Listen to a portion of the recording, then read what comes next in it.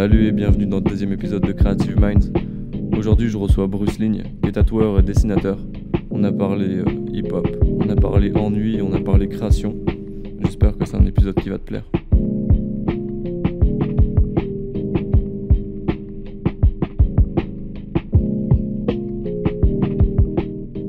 On va pouvoir commencer. Bah ouais, commençons. Commençons Par le commencement. Et bah déjà, Bruce Ligne, je suis très content que tu aies accepté Ouais. de participer à Creative Minds. Bah, merci de m'avoir invité sur ton podcast. Et ça Damien. me fait plaisir d'avoir un dessinateur tatoueur dans cette Exactement, émission. ouais. Parce qu'on avait commencé avec un vidéaste et je voulais un autre horizon de création. C'est exactement ça, ouais. Du coup, pour commencer, est-ce que tu peux te présenter un peu ce que tu fais, Bah, ton écoute, domaine d'évolution ouais. En d'où fait, tu viens. sur le nom que tu me connais, en fait, c'est Bruce Ligne. Bruce Ligne, c'est plus en fait dirigé vers le tatou. Et en fait, j'ai plusieurs arcs, plusieurs noms en fait pour chaque discipline. Et sinon, mon vrai prénom, c'est City. Et autrement, Bruce Ligne, c'est juste pour le tatou. Oui, après, c'est plus pour les autres matières. Voilà. Ok. Et t'as fait quoi? C'est pour évoluer vers le tatou juste avant? En fait, le truc, c'est que à la base, vraiment la base de la base, j'aime vraiment le dessin. Ouais. Et ça fait depuis l'âge de 8 ans que je dessine, en fait. Donc depuis très petit. Ouais. Et j'ai toujours, en fait, j'ai jamais lâché le dessin. Et j'ai fait des écoles d'art, machin, etc. Okay. Et je me suis dit, bah ouais, le dessin, c'est cool et tout. Est-ce qu'il n'y a pas d'autres médiums à exploiter ou un truc comme ça? D'autres surfaces. D'autres surfaces. Et du coup, je me suis dit, ouais, le tatou, pourquoi pas?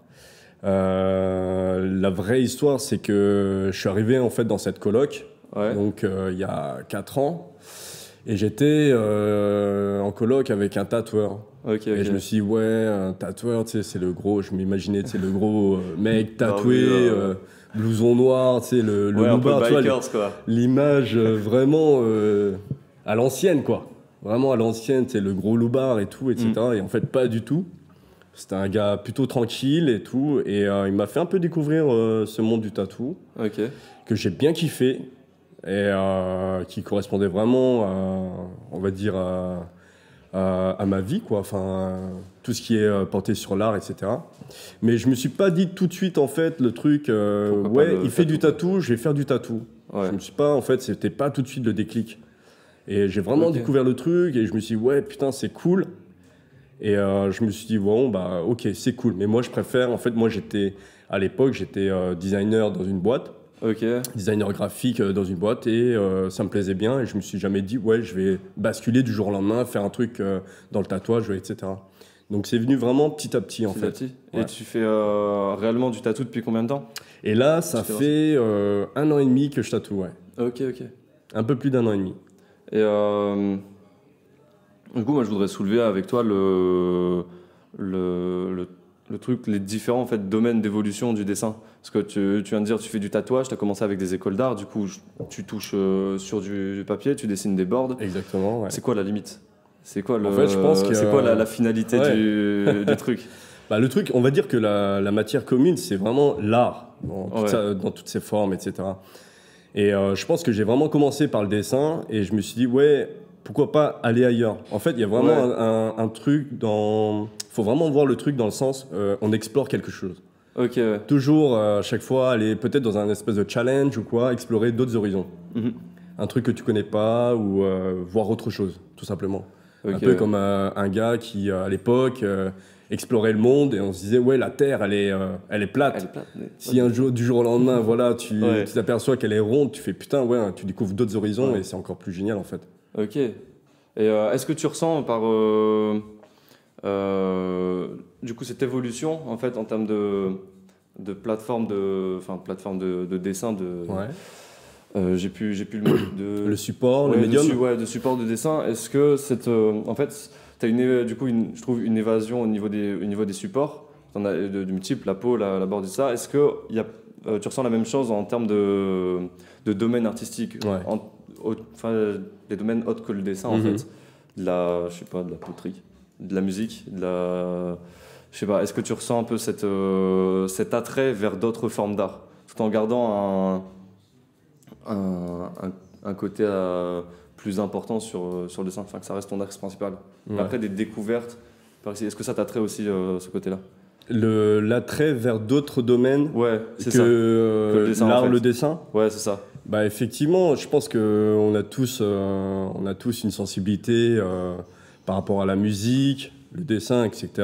Et je pense que moi, mon affinité, elle est plus dirigée vers le dessin. Effectivement, j'ai déjà testé. En fait, j'ai des potes qui sont un peu dans le son, etc. Ouais.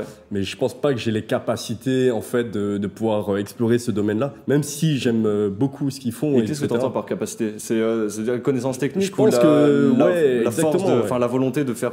Je suis pas assez, je sais pas, je dirais mathématicien ou cette connaissance en fait du rythme. Ouais. Je pense que ça s'apprend. Et effectivement, je pense que cet apprentissage, il se fait. Depuis tout petit. En fait, cette affinité, tu la cultives depuis très jeune. Comme moi, en fait, je dessine depuis très longtemps. Je pense que cet attrait-là, je l'ai affiné au fil des années, quoi. D'accord. Ouais, en fait, c'est plus le côté, tu te dis, en fait, plus masteriser le dessin plutôt que de m'évaser dans plusieurs domaines à la fois et de perdre un peu de temps dans le dessin, du coup. Parce que si, par inverse, c'était la musique qui serait ton domaine de prédilection, bah, tu dirais la même chose. Pourquoi aller dans le dessin? Ça me fait... ça me pourrait me faire ralentir un peu. Après, j'apprécie beaucoup les artistes qui sont un peu pluriels, justement, qui maîtrisent un peu tout. Je vois les références comme Grumps, qui est aussi bien dans le rap... que dans le graphisme, etc. J'apprécie beaucoup ces gens-là et tout. Mais effectivement, moi, je pense que la musique, j'ai vraiment... j'y arrive. Moi, j'y arrive pas. Après, ça veut pas dire que j'aime pas la musique et tout. J'ai bien sûr, je kiffe avant. C'est pas fait... c'est pas ton domaine de... C'est pas vraiment mon domaine dans lequel je peux m'épanouir. Même si j'ai testé quelques trucs sur GarageBand et tout, c'était catastrophique, quoi. On essayait... Mais j'avais un pote, je me rappelle, c'était, je pense, on devait être au lycée et tout. En fait, on était un petit groupe de mecs, des mecs un peu solitaires. Je t'emprunte juste un petit créneau pas de souci. Pour noter. On était un peu un groupe de mecs un peu solitaires, un peu un club des losers, un peu. On n'avait pas trop d'affinité avec les meufs et tout. On traînait tout le temps ensemble. On était un peu reclus, mais on avait tous des passions, un peu le skate, les trucs comme ça. Et il y en avait un, c'était la musique. Je m'en rappelle. Il s'appelle Romain. Qui est toujours là, qui est mon meilleur pote. Et lui, il avait, je crois, 2 platines, des MK2 ou un truc comme ça. Enfin bref, c'est des marques de platine. Et lui, il mixait de son côté et tout ça. Et moi, il me disait, vas-y, viens à la maison et tout, on va aller mixer et tout. Il m'apprenait, le crossfader, machin, etc. Enchaîner 2 pistes, et c'était catastrophique. C'était catastrophique. J'arrivais pas du tout à faire la transition, avoir le bon mix. C'est ça, quand tu disais, en fait, le sens du rythme de tout à l'heure, en fait. Exactement. Il me disait, regarde, écoute bien et tout. J'écoutais bien, mais j'avais l'impression que rien sortait. Et tout ce que je faisais, c'était pas... Forcément, j'avais pas l'affinité dès le départ, en fait. Le feeling, mais en fait, c'est comme le flow. Tu vois, chez des gens qui rappent, des gens qui ont il y a des gens qui ont naturellement la voix pour avoir je sais pas, être dans le ton, en fait, rien qu'être dans la note. Et des gens, il leur faut quoi? Il faut des mois et des mois de travail pour arriver à ce truc-là. Du coup, en fait, tu commences quelque chose, tu commences ta vie. Tu dois trouver l'affinité. Après, je sais pas si l'affinité, elle vient à toi ou si... Je sais pas, je pense que je dis affinité, mais je pense que c'est peut-être le travail, en fait. Tu penses? Je me dis parce que tu commences le travail parce que je pense que tu as une affinité sur le... Je pense que j'ai bloqué dessus, Je sais pas, parce que moi, je pense que j'ai pas continué dans la musique parce que je me suis dit, vas-y, on va tester, on va travailler dans la musique comme ça. Et j'ai continué. Non, je sais pas, genre j'ai eu un kiff sur la production et enfin, je suis devenu un geek des micros et tout le bordel. Et du coup... je pense que c'est peut-être quelque chose, effectivement. D'où vient l'affinité de une forme d'art? Je pense que c'est un truc, tu vois, c'est un déclic. On a dû bloquer dessus quand on était môme. Et on s'est dit, tac. Moi, je me rappelle d'un truc, en fait. C'est peut-être môme, en fait, ça se fait, ou peut-être un peu plus tard, mais il y a quelque chose, je pense. Il y a un truc où tu as bloqué. T'as commencé à 8 ans le dessin, c'est ça? Moi, j'ai commencé, très très jeune, Ok, J'ai commencé à 8 ans. En fait, moi, je me rappelle juste d'un truc. C'était, j'étais chez mon grand-père Et il avait un dessin sur un carton au-dessus de sa télé, en fait. Ouais. Et c'était un dessin que lui, il avait fait sur un bout de carton. Et c'était genre un chien, mais qui sortait d'une BD belge. Ouais. Un gros truc comme ça, quoi. Et ça m'a toujours marqué. Je me suis dit, pourquoi il a dessiné un chien et tout. Ouais. Et à chaque fois que j'allais chez lui, je regardais ce chien qui était au-dessus du poste. Et je me suis dit, c'est quoi ce chien? Et je pense que j'ai bloqué un peu là-dessus. Et je me suis dit, peut-être que je devrais dessiner des trucs. Et j'ai commencé par reproduire, en fait. Okay, ouais. Par reproduire des trucs comme ça. Et je pense que ça s'est fait petit à petit. Et j'ai apprécié, je pense. Ouais. Et c'est à quel âge à peu près que tu as fait les premiers créas originales? Les créas originales, tu te dis, vas-y, je vais arrêter de copier, je fais mon truc qui me ressemble à moi. C'est bien plus tard. Bien plus tard. Je dirais, t'as fait combien de temps? Franchement, il y a pas plus long qu'il y a 5 ans ou un truc comme ça. Donc, je pense que la recherche artistique, en fait, se fait vraiment très jeune. Et ça peut prendre autant de temps que tu le cherches, en fait, finalement. Ouais. Et ça, ça, tu peux pas dire, en fait. Tu peux pas contrôler, genre, ça y est, ça, c'est mon style ou quoi. Tu le recherches tout le temps, je pense. Ouais. Jusqu'au moment où tu t'aperçois qu'il faut rechercher ça, au lieu de recopier les autres. De savoir. Mais après, je pense qu'il faut une certaine maturité technique dans ce que tu fais. Parce qu'après, à partir du moment où tu veux faire des créas originales, si tu n'as pas en fait, la connaissance de ce qui se fait avant ou de ce qui se fait déjà, tu vas vite te perdre et tu vas vite te dégoûter de ce que tu fais toi-même. Et ça, je trouve, c'est un peu le pire qui puisse arriver à long terme, mais sur le court terme, c'est vachement important de regarder ce que tu fais et d'avoir un regard critique sur ce que tu fais, de savoir se dire, là, ce que j'ai fait, ça pue la merde et je le referai plus. Mais après, il faut avoir En fait, je pense que tu arrives à acquérir cette idée de recul sur ce que tu fais quand tu as justement ce regard sur les autres œuvres et que tu as déjà un certain... En fait, de l'expérience en fait derrière toi. C'est ça ce que je veux dire. C'est t'arrives à avoir ce recul quand tu as l'expérience. Je vois ce que tu veux dire. Une fois que tu as aiguisé vraiment ton œil, effectivement, que tu arrives à reconnaître certains styles, etc., tu te dis putain, je connais la ref. Maintenant, qu'est-ce qui serait cool de faire? Une fois que tu connais, une fois que tu as assez de connaissances sur tes références, sur ce qui est autour de toi, etc., tu te dis mais justement, c'est ce qui revient, je pense, c'est le côté un peu explorateur. C'est-à-dire, aujourd'hui, qu'est-ce qu'on a fait qu'on n'a pas fait? Ouais.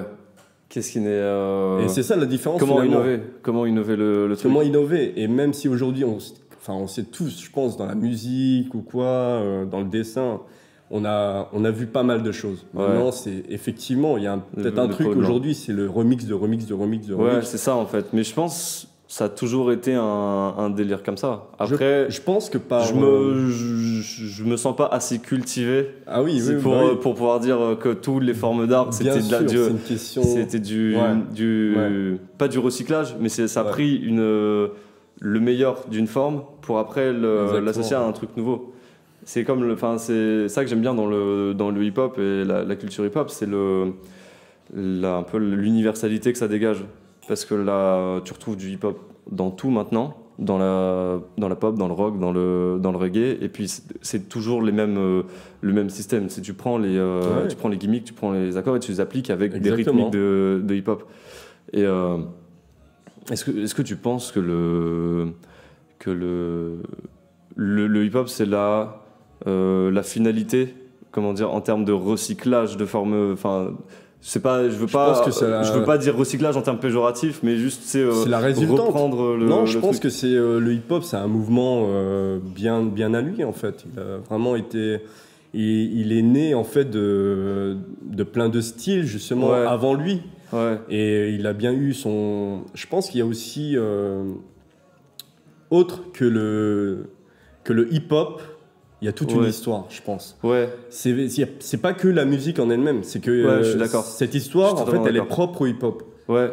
Il y a beaucoup les combats, les vieux, je vois les Tupac, Biggie, la old school quoi. Le old school, la J-Funk, tout ce que tu veux dans le hip-hop, je pense qu'il y a vraiment une histoire qui est liée par rapport à la musique. Et je pense qu'à chaque fois, faut pas dissocier en fait l'histoire et la musique. Ouais. Je pense que les deux font vraiment partie intégrante l'une de l'autre. Ouais.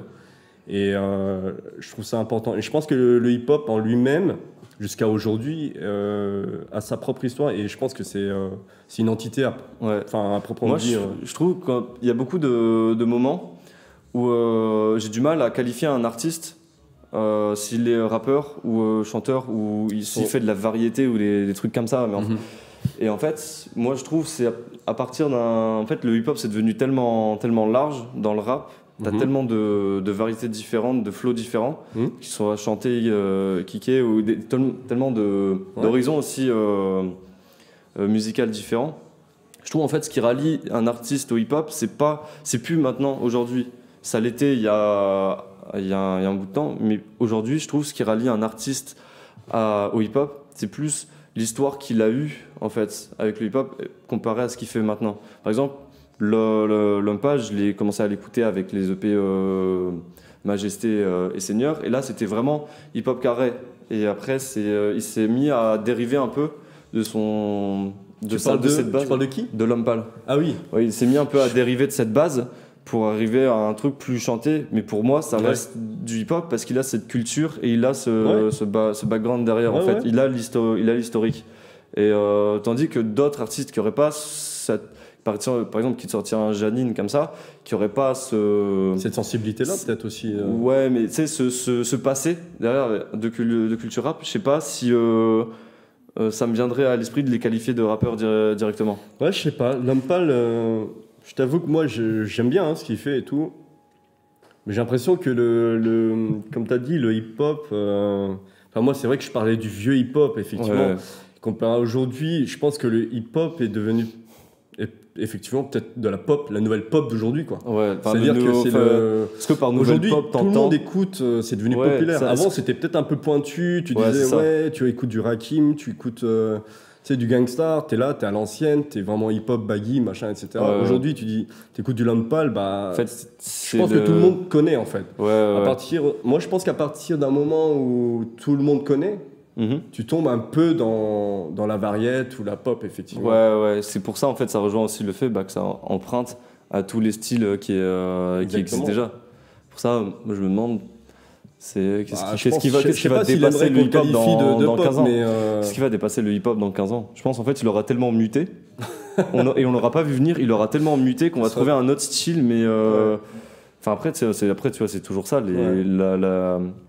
les domaines artistiques ça mute et tu vas pas venir, mais après exactement je sais pas, en fait pour moi en fait dans 15 ans tu auras toujours du hip-hop, mais il y aura tellement un laps de temps long qui soit écoulé, ça s'appellera ce sera peut-être différent, ça sera totalement différent et tout. Peut-être que le vieux hip-hop on l'appellera bientôt dans le futur proche les comptines pour enfants, peut-être qu'on chantera du Lumpal à des enfants pour qu'ils s'endorment. On verra, c'est ça, les trucs ça évolue comme ça.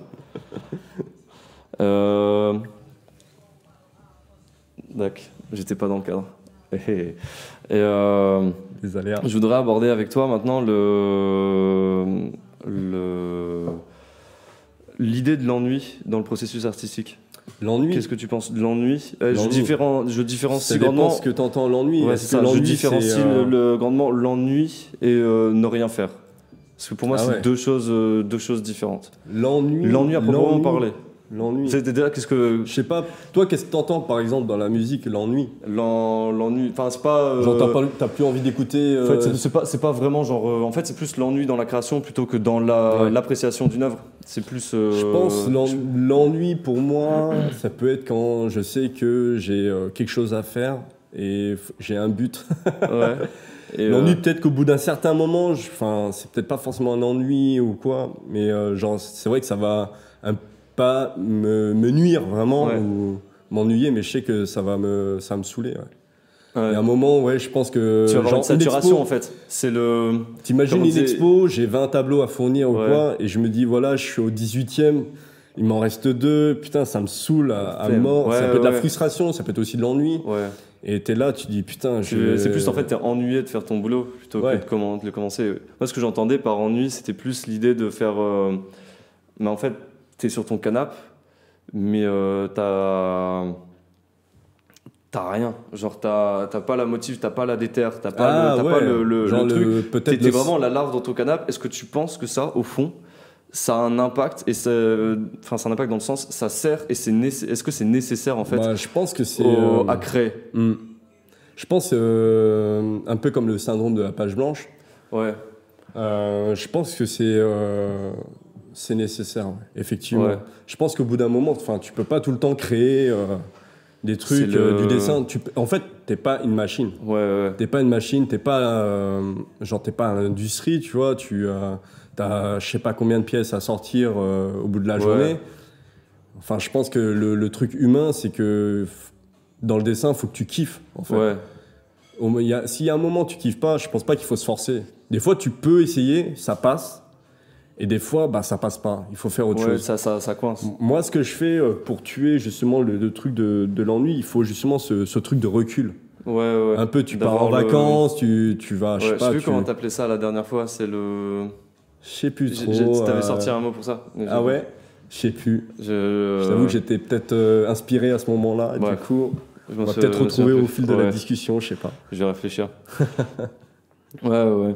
Et en fait, moi, je différencie l'ennui de ne rien faire dans le sens où moi, quand je m'ennuie, j'arrive à rien, en fait. Et c'est un état, moi, je le décris comme un état de pétage de plomb littéral, parce que je suis là, je sais pas quoi faire, je sais rien faire, j'ai rien envie de faire.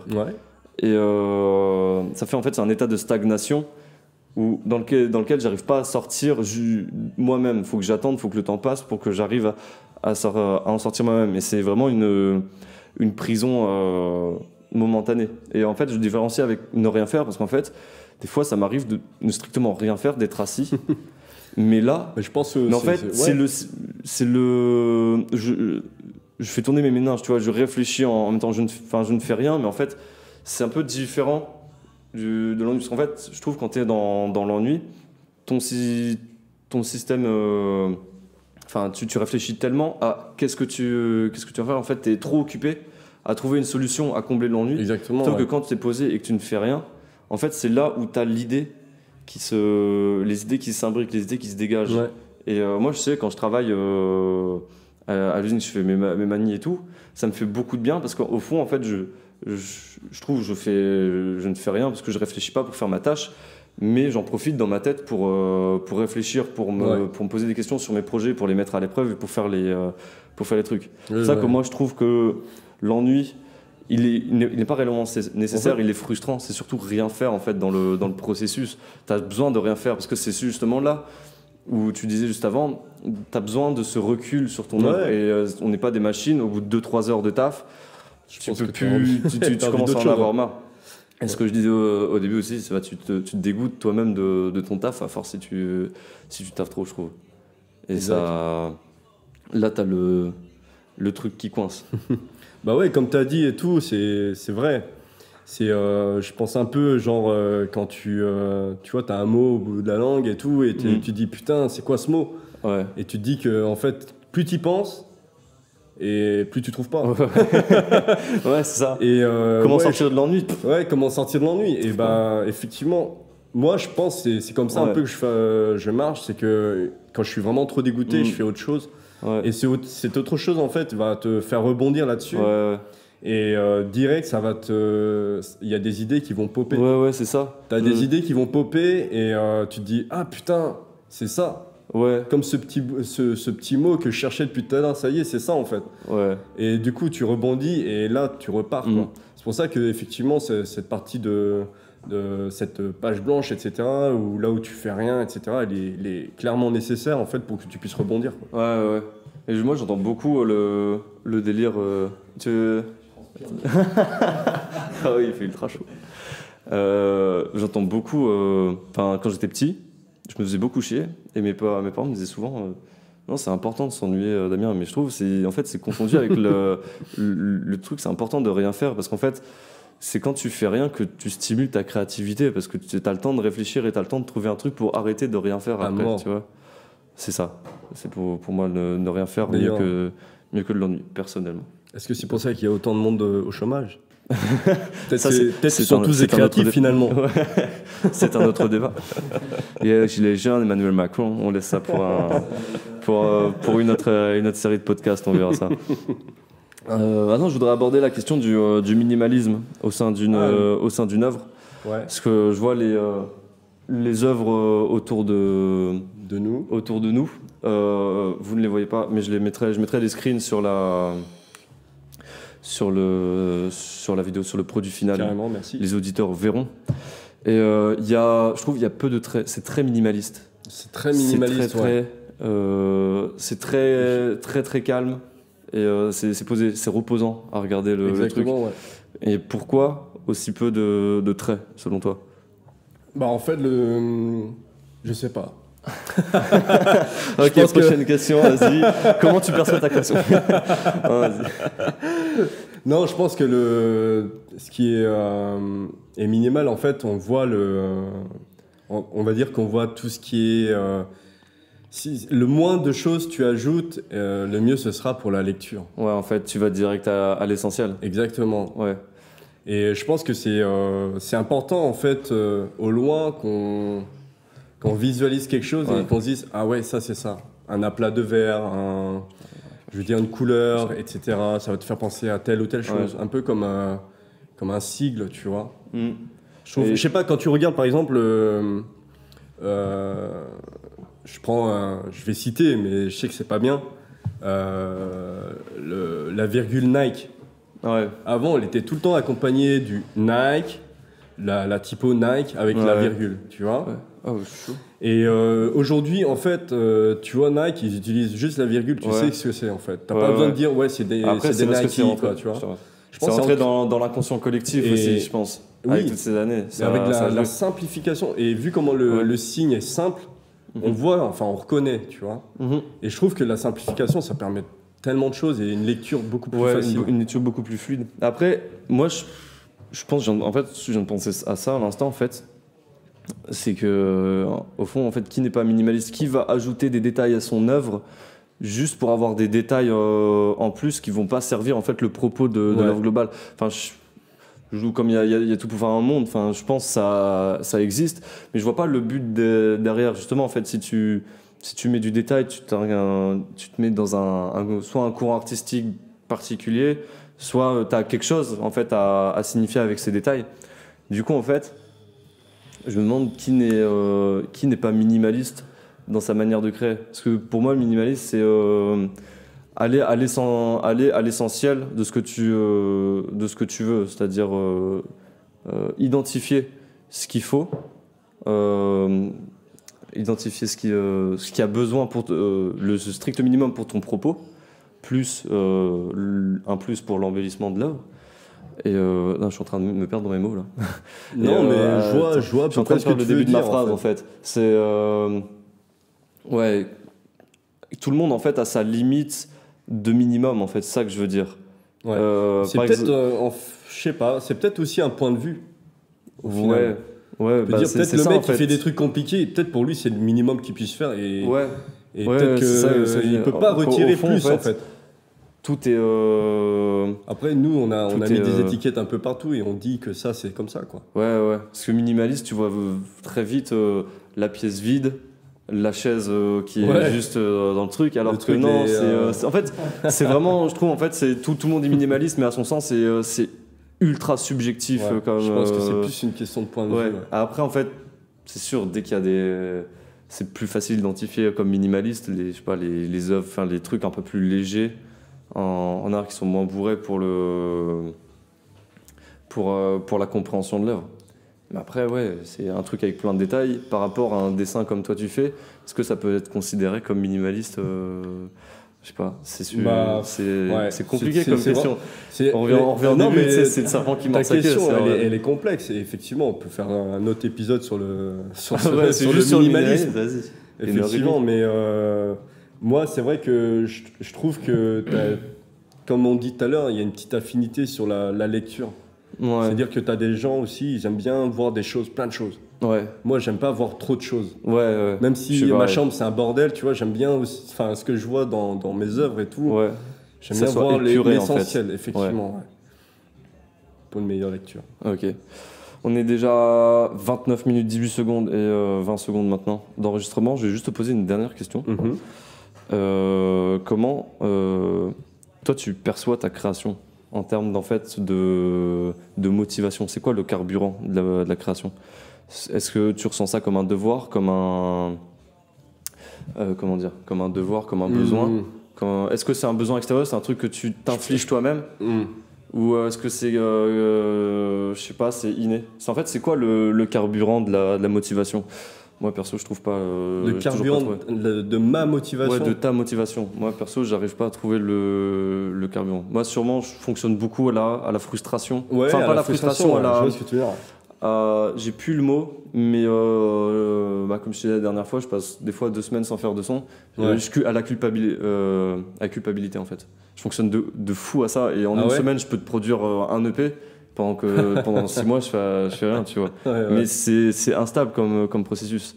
Et après, moi, je ressens ça comme j'ai besoin de créer. Ouais. Mais en fait, comme moi, j'aime bien le côté un peu entrepreneurial, je me fixe un devoir de créer aussi.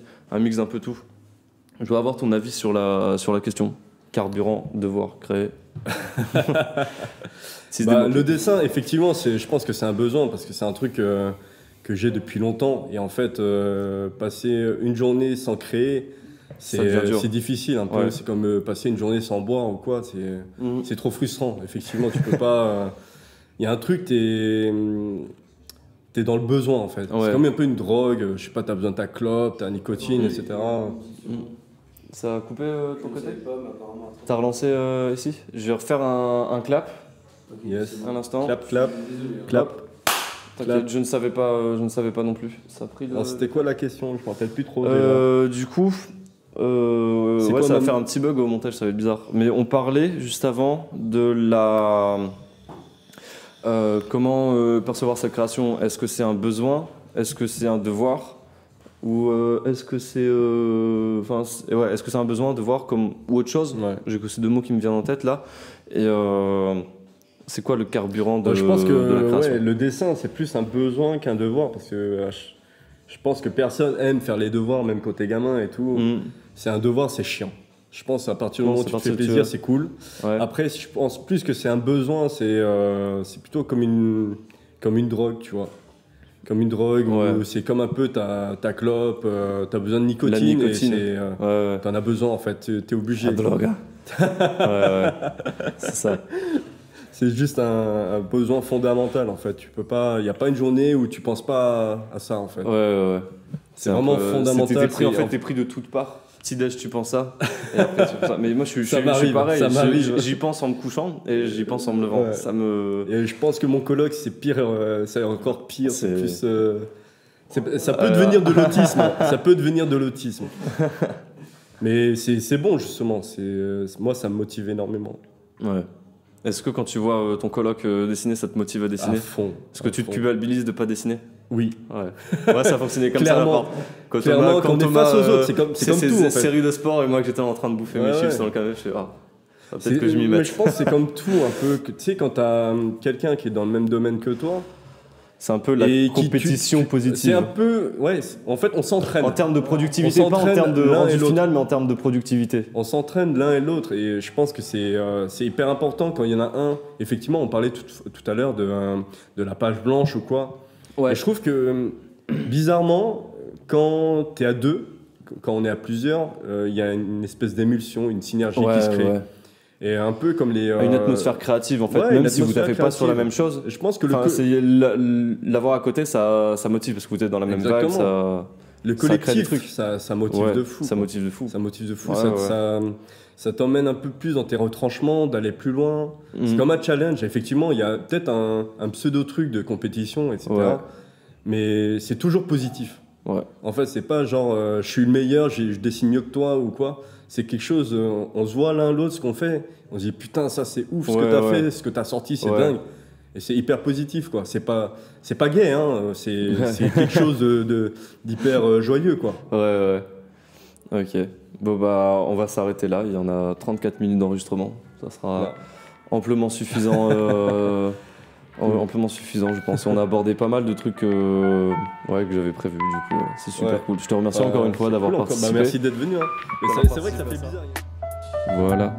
Merci d'avoir regardé le 2e épisode de Creative Minds. Merci à Bruce Lynn pour cette conversation. Et si t'as bien aimé, oublie pas le j'aime et le commentaire. À la prochaine.